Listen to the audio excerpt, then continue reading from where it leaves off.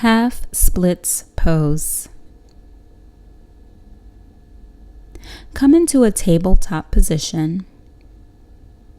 Step your left foot forward towards the top corner of your mat on the inside of your left hand. Align your knee directly over your ankle. Straighten your left leg and shift your hips back until your hips are stacked over the knee.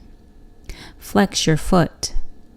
Walk your hands forward until they align with your left ankle. Keep the top of your back foot on the floor. Place your hands flat on the ground and fold forward towards your left knee, letting your upper back round. To make it easier, place a block under each palm and keep your chest elevated. You can also slightly bend the front knee. Hold it here for 5 breaths. 1,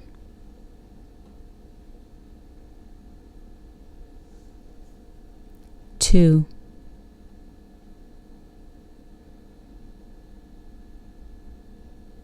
3,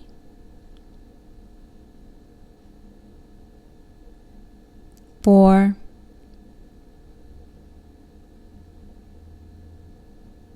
5. Slowly reverse out of the pose and change sides.